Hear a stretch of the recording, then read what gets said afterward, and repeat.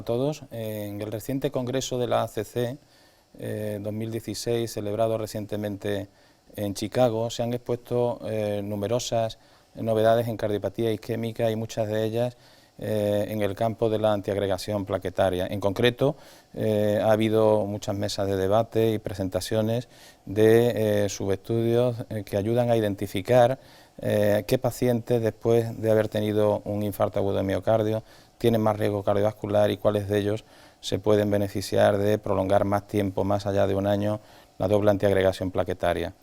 Además, se han presentado el update de las guías ACC-AJA de cuándo prolongar la doble antiagregación plaquetaria.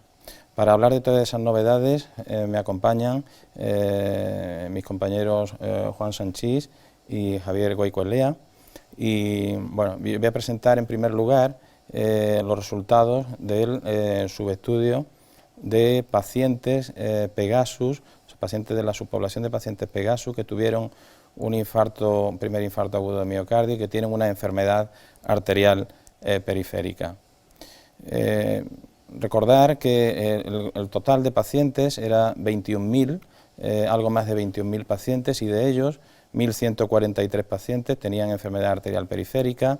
La edad media de ambos grupos era similar, el porcentaje de varones y mujeres similar en ambos grupos. Sin embargo, los pacientes con enfermedad arterial periférica tenían más factores de riesgo, eran pacientes que eran más hipertensos, más hipercolesterolémicos, más fumadores, más antecedentes de enfermedad pulmonar obstructiva crónica, más porcentaje de pacientes con insuficiencia renal y con historia de diabetes. Eran pacientes además con una carga de enfermedad cardiovascular más importante, más severa, ¿no? Eran pacientes con más antecedentes de fallo cardíaco, de haber tenido un segundo infarto agudo de miocardio, un segundo evento, y pacientes con más enfermedad multivaso. Junto con eso, pues eran pacientes que tenían enfermedad arterial periférica y que tenían previamente pues historia de claudicación, historia de revascularización periférica en un mayor porcentaje. Estas son la gráfica central del resultado, es esta. En primer lugar, con varios mensajes, ¿no? En primer lugar, que los pacientes con enfermedad arterial periférica efectivamente son pacientes que en su conjunto tienen más eventos. La disminución del riesgo relativo en ambas poblaciones con enfermedad arterial periférica y sin ella, en términos de disminución del riesgo relativo, fue del 25% y del 14% respectivamente. Sin embargo, de forma importante se evidenció una reducción del riesgo absoluto muy importante en la subpoblación de pacientes con enfermedad arterial periférica, que fue en concreto de 4,1 puntos, de tal forma que el número necesario de pacientes a tratar fue de 25 pacientes para reducir un endpoint combinado, que recordemos que era de muerte cardiovascular, infarto o stroke. Por contra, el número de pacientes para tener un evento hemorrágico, un sangrado mayor, era de más de 800, ¿no? En un análisis post-hoc pues, se identificó además que el subgrupo de pacientes tratados con ticagrelor, que la dosis de 60 miligramos en términos de beneficio clínico neto fue especialmente favorable, ya que con ella pues, se evidenció al mismo tiempo una disminución de la muerte cardiovascular y de la mortalidad total, de forma que esta dosis en esta población, y de acuerdo con la serie general de Pegasus, es la dosis idónea para prolongar en esta subpoblación de pacientes la terapia doble antiagregante más allá del año. Otro resultado que creo que es muy relevante de este subestudio es la disminución de eventos mayores en la extremidad, ¿no? Complicaciones mayores en los miembros, ¿no? Y en concreto el endpoint secundario combinado de isquemia aguda de la extremidad del miembro inferior o también la disminución de la revascularización periférica secundaria isquemia disminuyó de forma significativa, de una forma también marcada. Yo creo que son dos endpoints de importancia y de alguna forma nos ayudan a identificar que en esta subpoblación de pacientes la dosis de 60 miligramos en términos de beneficio clínico neto se mostró muy favorable. Nos ayuda de alguna forma el subestudio a identificar dentro de los pacientes con infarto qué pacientes se podrían beneficiar. Estos resultados se refrendarán, esperemos que se refrendarán también en un estudio que está en marcha, que es el EUCLID, que recluta a más de 15.000 pacientes con enfermedad arterial periférica sintomática y que probablemente tendremos los resultados a final de este año. Así que doy paso a Javier, que nos va a comentar ahora los resultados del subestudio en población diabética. Bueno, muchas gracias. Nuevamente estamos en el supuesto de intentar identificar, como en la presentación que tú has mencionado antes, subgrupos de pacientes con especial riesgo tras haber sufrido un infarto y dentro de una población de riesgo identificada a priori, ¿no? Es decir, vamos a intentar identificar aquellos subgrupos que se van a beneficiar de un tratamiento prolongado, en vez de hacerlo a la totalidad. La enfermedad vascular periférica, como has mencionado, es un aspecto importante que identifica un subgrupo de alto riesgo y donde además el ticagrelor se muestra positivo. El otro subgrupo que se eligió para analizar es el de aquellos pacientes con diabetes que se definían a priori como pacientes con historia de diabetes, bien fuera que estuviera en tratamiento o que no estuviera tratada. Entonces, este subgrupo de pacientes representaba aproximadamente el 20% de la población del Pegasus, en total 6.700 de un total de 21.000, más de 21.000 pacientes.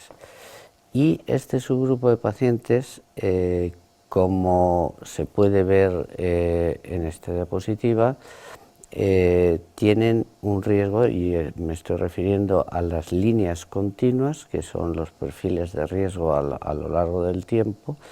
En las líneas continuas, tanto en verde aquellos tratados con placebo y en morado aquellos tratados con ticagrelor, vemos que con respecto a la línea discontinua, que son aquellos que no padecen de diabetes, pues tienen un mayor perfil de riesgo. Y nuevamente identificamos un subgrupo de pacientes importante en este caso, cerca de un quinto o más en otras series, de pacientes que tienen un mayor riesgo.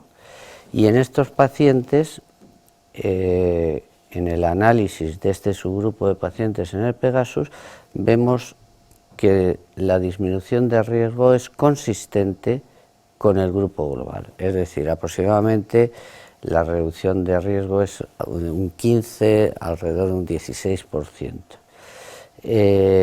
Es consistente con el grupo global, pero al ser un subgrupo de mayor riesgo, el número absoluto de eventos, la reducción en el número absoluto de eventos es mayor, de tal manera que si en el grupo no diabéticos necesitamos tratar para evitar un evento mayor, que estamos hablando de muerte cardiovascular, accidente cerebrovascular o infarto, para intentar, este es el objetivo principal, si estamos intentando reducir este número de eventos, el número de pacientes que se necesita tratar es 67 en el caso de estar analizando la población diabética frente a más de 90 pacientes si no es diabético. Por lo tanto, yo creo que este es un primer mensaje clave.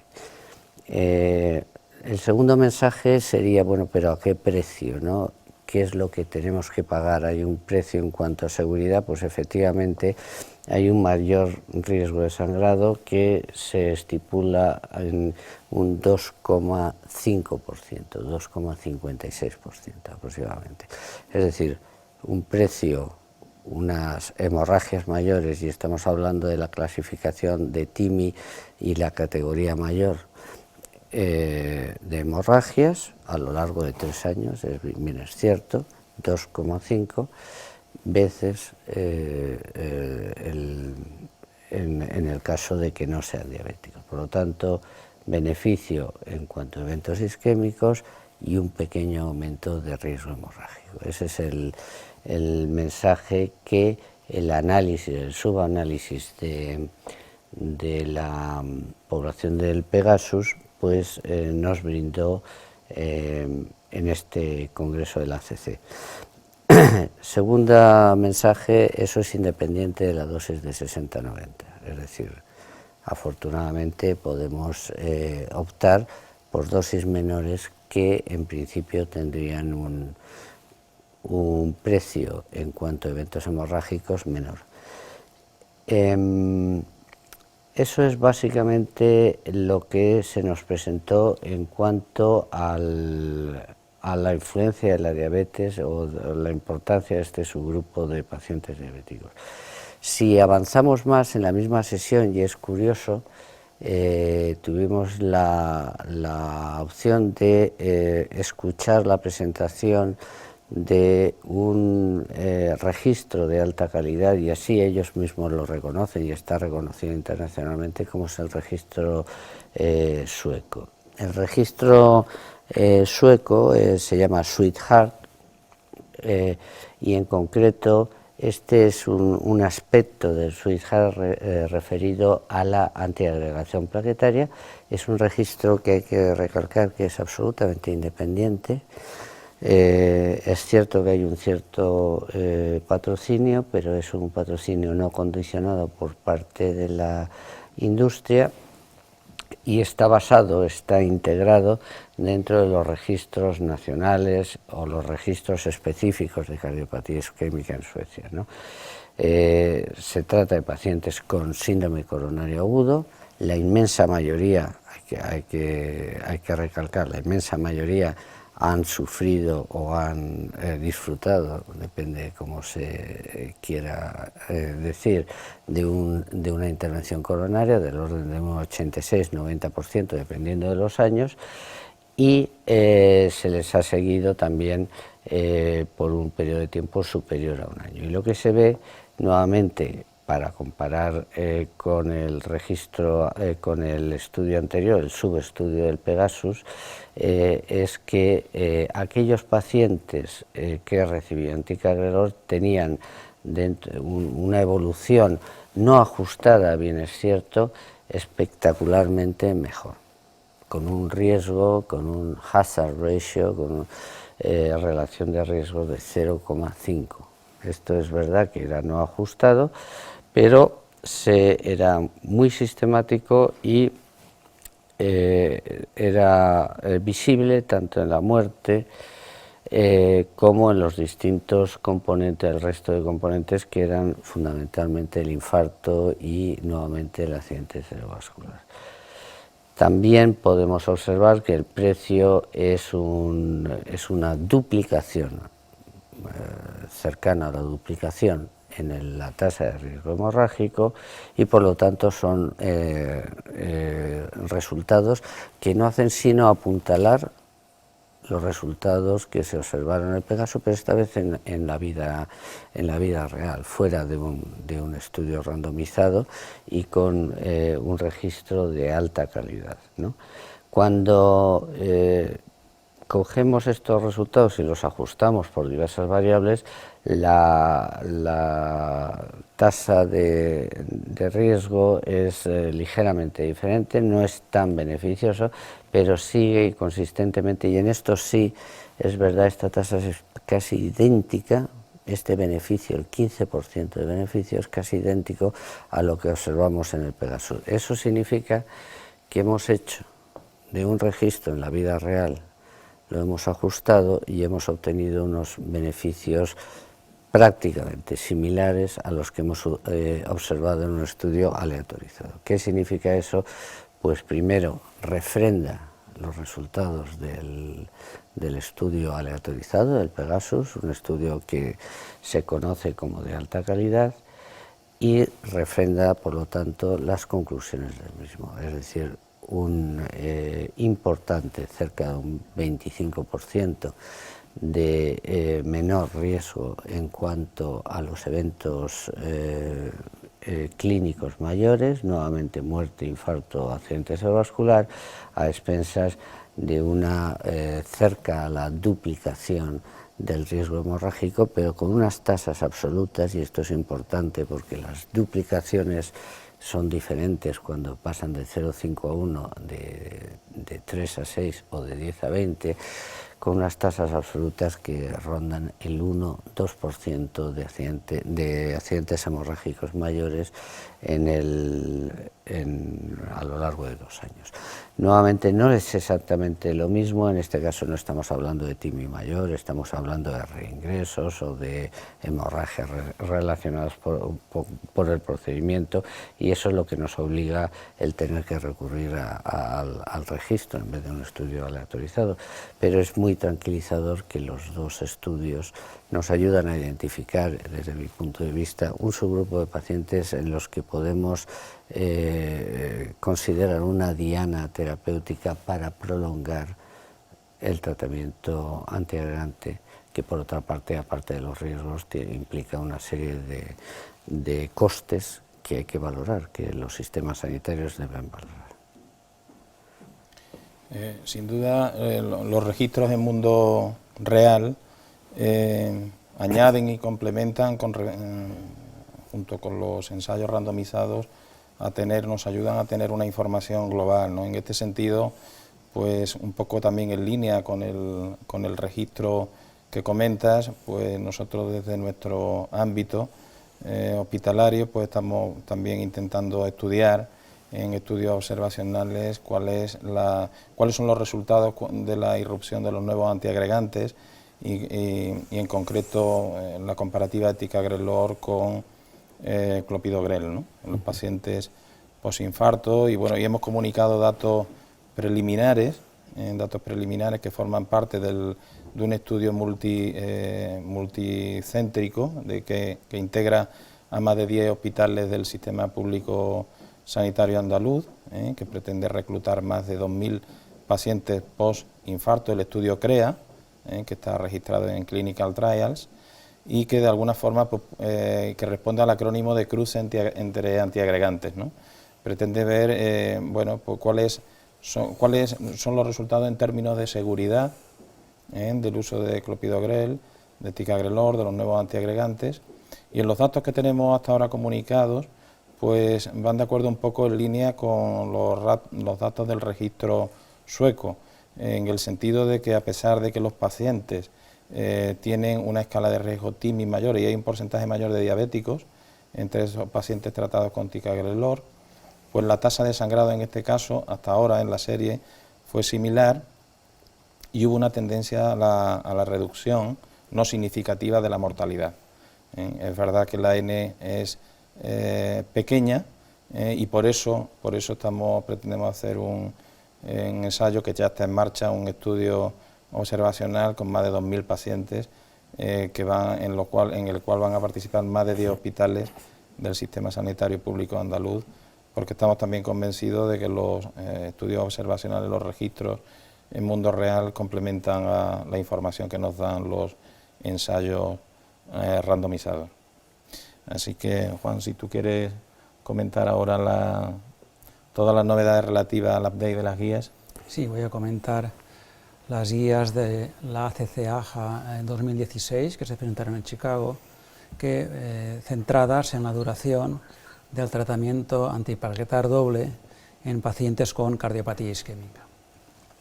Estas guías establecen cuál es la indicación de la doble antiagregación en enfermos con cardiopatía isquémica y la duración de la misma. Y distinguen dos escenarios: uno, el enfermo con cardiopatía isquémica estable y que ha sido tratado con un stent, idealmente fármaco activo de la última generación, y en este caso la duración que establecen es de 6 meses, y el segundo escenario es el paciente que ha sufrido un infarto agudo de miocardio, y aquí la duración debe ser 1 año con o sin tratamiento con stent. Pero sobre esta duración estándar se puede acortar la doble antiagregación o prolongar la doble antiagregación. Se puede plantear el acortamiento en caso de sangrado o de cirugía no demorable, se puede acortar a 3 meses, siempre que, si ha sido tratado con stent, que el stent sea un fármaco activo de la última generación o un stent convencional. Pero el mayor énfasis de las guías es sobre la prolongación de la doble antiagregación, más allá de estos tiempos que hemos establecido, que puede ser entre 18 o 36 meses adicionales, según los diferentes estudios que se han publicado. Y aquí distingue también 2 escenarios. El primero es después de un stent, y aquí la evidencia más potente proviene del estudio DAPT, donde los pacientes se randomizaron a prolongar el tratamiento durante 18 meses después del año tras el stent, con la doble antiagregación, o interrumpir el tratamiento al año. Y aquellos enfermos con doble antiagregación prolongada tuvieron menos acontecimientos adversos cardiovasculares, con el precio que ha dicho antes Javier, de algo más de complicaciones hemorrágicas, y una pequeña, pero significativa, mayor mortalidad. Mortalidad de causa no cardíaca, que parece que se debe a cáncer en la mayoría de los casos.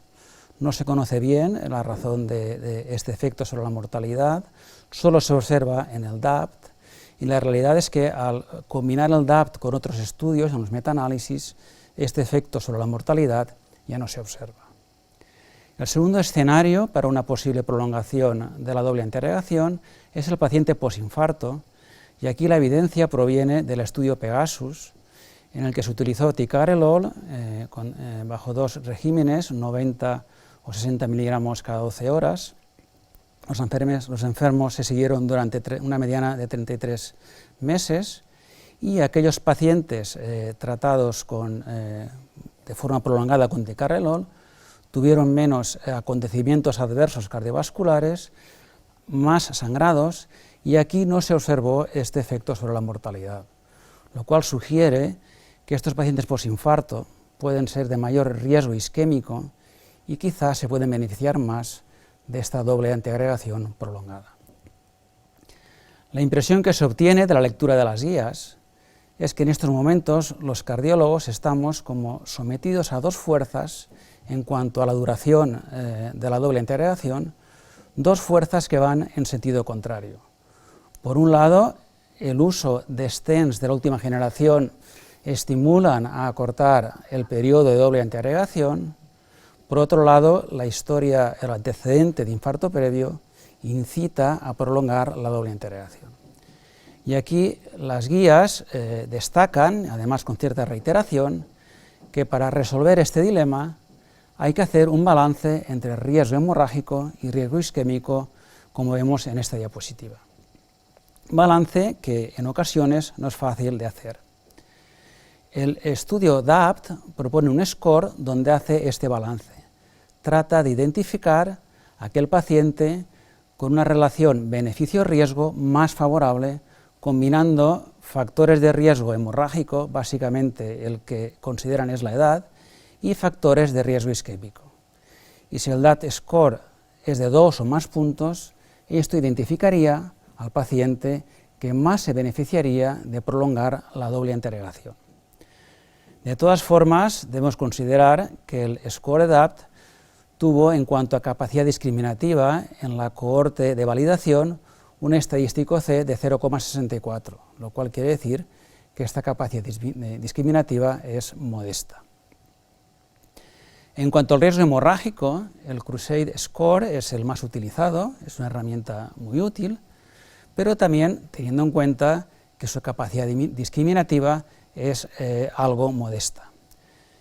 Y además, los cardiólogos, además de calcular scores, que lo debemos hacer porque son buenas herramientas de ayuda, también debemos hacer valoraciones clínicas individuales combinadas con los scores para tomar las decisiones.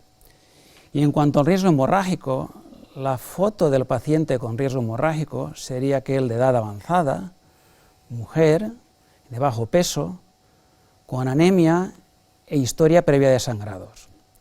La insuficiencia renal es un factor de riesgo hemorrágico, pero a la vez es un factor de riesgo isquémico, por tanto había que ponerlo en los dos brazos de la balanza esta, donde se equilibra o se valora el riesgo hemorrágico y el riesgo isquémico. En cuanto al riesgo isquémico, realmente es difícil de predecir. Tenemos el Grace Score, pero el Grace Score es un excelente indicador, sobre todo de mortalidad, más que de riesgo isquémico. Y en este sentido, el resultado del estudio Pegasus indica que el paciente con infarto previo, que es un dato fácil de recordar, a historia previa de infarto, parece un paciente con riesgo isquémico que puede beneficiarse del tratamiento prolongado con ticagrelor, lo cual parece razonable porque el paciente con infarto previo ha tenido ya una rotura de placa que ha provocado el infarto y es plausible pensar que está a riesgo en el futuro de nuevas roturas de placas. Y dentro del paciente con infarto previo, los subestudios del Pegasus ayudan a identificar a aquellos con mayor riesgo isquémico.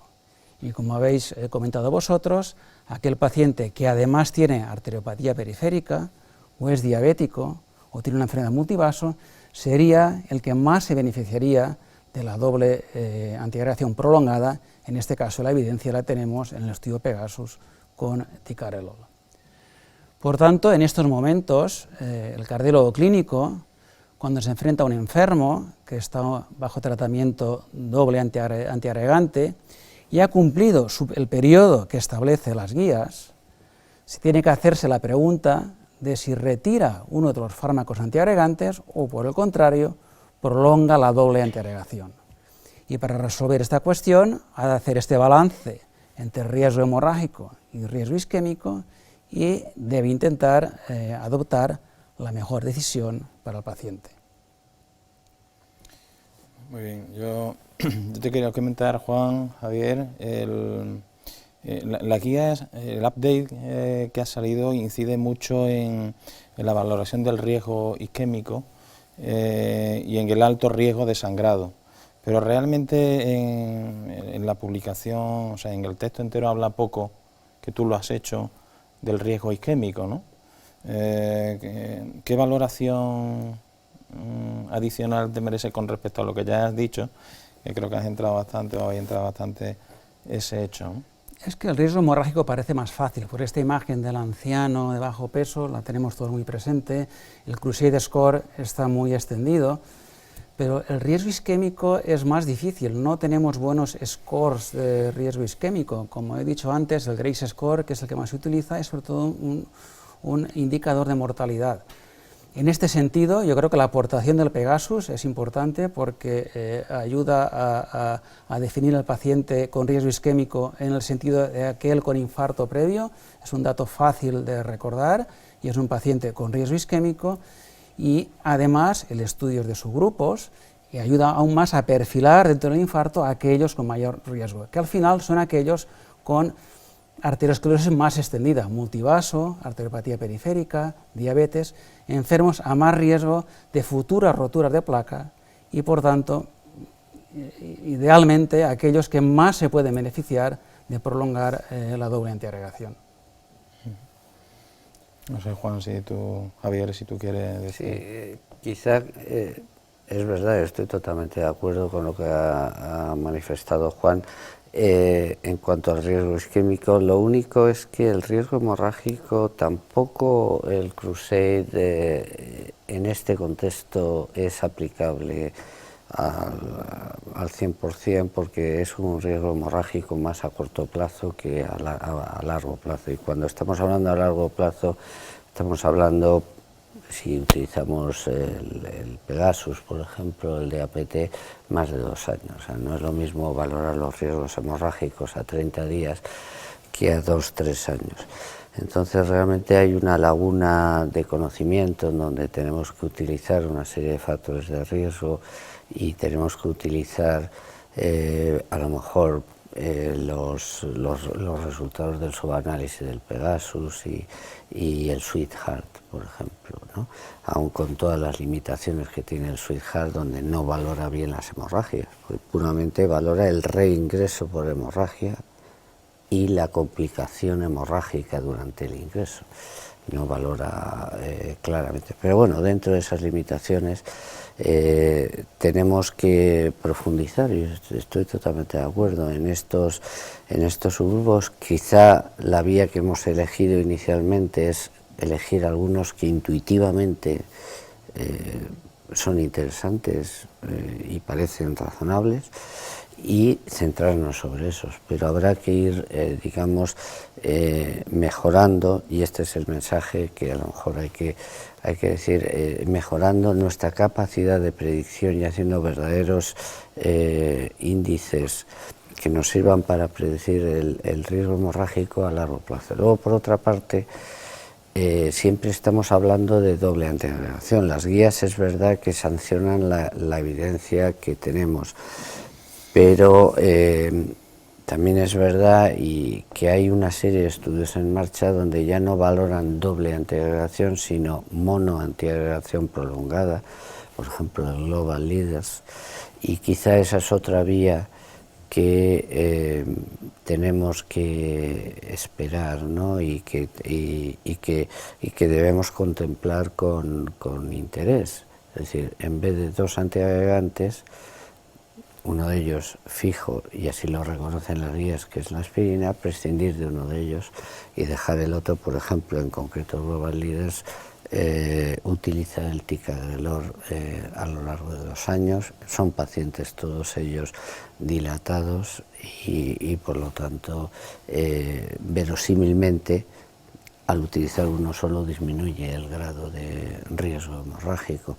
Yo creo que esas son las líneas que en los próximos años debemos seguir con atención y debemos investigar, y quizá el registro CREA que tenéis en Andalucía sirva para que en nuestro país sepamos los predictores a lo mejor de reales de hemorragia. Sí, a mí otro concepto que me parece muy interesante en esta búsqueda de qué pacientes se benefician más en términos de beneficio clínico neto, perfil de riesgo isquémico hemorrágico, es la introducción de la evaluación dinámica, ¿no? Es decir, uno ha hecho la evaluación del riesgo isquémico, del riesgo hemorrágico, pero realmente a lo largo de 3 años o más pues puede ir cambiando, ¿no? Es decir, que esto es un concepto que probablemente tenemos los clínicos que integrar en los seguimientos de los pacientes porque pueden, a lo largo del devenir del paciente, pueden surgir anemizaciones o pueden surgir intervenciones quirúrgicas, y yo creo que este aspecto en términos de seguridad y de eficacia pues realmente también muy importante. Yo también quería saber vuestra opinión sobre cómo veis la aplicabilidad del DAPT score, del DAP score, en la población de pacientes que han tenido un infarto. Sabemos que el DAP score es un score de riesgo que está aplicado a una población, al DAP trial. ¿Qué aplicabilidad veis en la población de pacientes que han tenido un infarto? ¿Tiene alguna o son poblaciones absolutamente distintas? Hombre, es una información a considerar. El planteamiento del DAPT score es muy correcto porque hace balance de los dos riesgos, hemorrágico e isquémico. Hasta ahora ningún score ha abordado esto así. El problema es que, como he comentado antes, su capacidad discriminativa no es muy alta, es más bien baja. Solo la mitad de los pacientes aproximadamente tuvieron un infarto o un antecedente de infarto.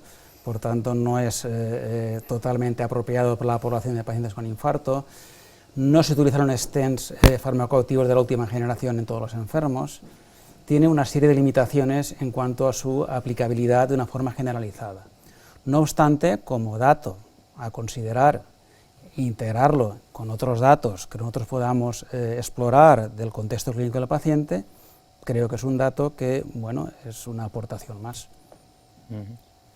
Sí, yo quizá la única consideración más es que recordemos que el DAPT, el DAPT, aborda un subgrupo de pacientes particular, es decir, que son pacientes que han estado tratados durante un año y que han superado ese riesgo hemorrágico inicial, ¿no? Y entonces es al cabo del año, siempre que no hayan sufrido hemorragias mayores, cuando se aleatorizan a uno de los... Por lo tanto, eso ya selecciona un subgrupo que en la clínica tenemos que ser bien conscientes de que ese es el subgrupo de pacientes, en el sentido dinámico que nos has comentado antes. Claro, evidentemente estos ya están en un estadio biológico en donde ya sabes que reaccionan bien a la doble antiagregación, o verosímilmente bien. Y es la única consideración adicional a las que ha hecho el doctor Sanchis. Yo quería comentar la importancia de integrar al cardiólogo clínico en estas decisiones. Porque, por ejemplo, Javier y yo somos hemodinamistas, tú estás en unidad coronaria, ponemos el tratamiento doble antiagregante en el momento de colocar el stent o en el infarto, pero la decisión de prolongar la doble antiagregación es un año después. Y eso no lo hacemos nosotros, eso lo hace el cardiólogo clínico en la consulta. Entonces, él debe vivir este problema y es el cardiólogo clínico el que debe hacer el balance riesgo hemorrágico isquémico un año después del infarto para decidir si va a prolongar o, por lo contrario, va a retirar uno de los dos antiagregantes. Sí, yo creo Debemos difundir esto, creo yo. Yo creo que eso es una aportación realmente interesante, ¿no?, de integrar al cardiólogo clínico a través de protocolizaciones, etcétera, en la decisión, ¿no? Otra cuestión sería ¿dónde está la frontera? Es decir, hemos visto el Pegasus, el DAP, el Carisma, poblaciones de pacientes que se benefician más allá de un tiempo, más allá de 12 meses, hasta 3 años. ¿Hasta cuándo? Pasan 3 años y uno sigue teniendo pacientes que siguen teniendo riesgo cardiovascular elevado. Lo hemos visto en la publicación reciente en la Sociedad Española de Cardiología de Marugat, del grupo de Marugat, que sigue a los pacientes hasta casi 5 años y siguen teniendo más riesgo de muerte total, de muerte cardiovascular. En pacientes que llegan a 3 años y no han tenido eventos hemorrágicos, tienen un perfil de riesgo hemorrágico relativamente aceptable. ¿Cuál es vuestra opinión, si pudierais predeciros, tuvierais que decantaros de continuar de forma individual? O Esa es una historia que hemos vivido con la aspirina, por ejemplo, ¿no? Prevención primaria, prevención secundaria, y en esa historia el perfil de riesgo es fundamental. Lo que no cabe ninguna duda, y me ha gustado mucho el concepto de evaluación dinámica, es que una persona que ha superado 3 años o 2 años después de un evento isquémico, aunque tenga otros factores de riesgo, y durante esos 3-4 años no ha tenido ningún evento isquémico, probablemente es un perfil con un riesgo algo menor, ¿no? Entonces, a medida que vamos adaptando de forma dinámica y temporal en nuestra evaluación de riesgo, el perfil de seguridad emerge como un condicionante mayor. Por otra parte, la edad, que eso, toda seguridad, es un efecto adverso para es un condicionante adverso para cualquier efecto hemorrágico, se va sumando.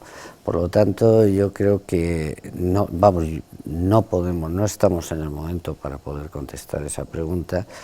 Se necesitarán estudios específicos para contestarla, y lo que sí estoy seguro es que en estos estudios el perfil de seguridad va a ser fundamental, y probablemente lo que he mencionado antes, no de la doble antiagregación sino de la mono antiagregación, será un factor a considerar para disminuir el riesgo hemorrágico. Sí, muy bien. Completamente de acuerdo con lo que ha dicho Javier. Muy bien, hemos repasado novedades en el campo de la antiagregación importantes que se han comunicado en el Congreso de Chicago. Para sintetizar, pues yo diría que han aparecido subestudios importantes de Pegasus que nos ayudan a identificar qué pacientes se benefician más de prolongar la terapia doble más allá de un año. Son grupos realmente en términos de beneficio clínico neto más marcados los pacientes que tienen una enfermedad arterial periférica, los pacientes diabéticos, también los pacientes multivasos. No hemos hecho mención, pero también se presentó este subestudio y son pacientes que se benefician especialmente, sobre todo dentro de ellos los que han tenido, los que tienen implantado un stent coronario. Creo que son novedades también muy importantes la aparición del update de las guías, la consideración de las guías americanas ACC-AJA de que la antiagregación doble se debe prolongar al menos tanto en los pacientes STEMI como no STEMI, independientemente de que el abordaje sea invasivo o no.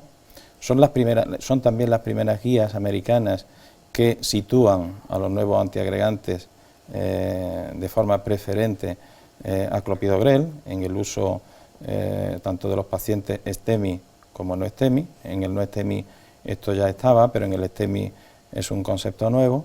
Y también es una novedad muy importante que se incluyen los resultados de los ensayos del Pegasus, del DAP-Trial, del Carisma, etcétera, en el sentido de que puede ser razonable prolongar la antiagregación doble más allá de un año en pacientes que no han tenido eventos hemorrágicos o que no tienen alto riesgo de eventos, o sea, alto riesgo de sangrado, ¿no? Yo creo que son novedades muy importantes que hemos pretendido comunicarles y que espero que hayan sido de su agrado. Así que hasta el próximo ACC.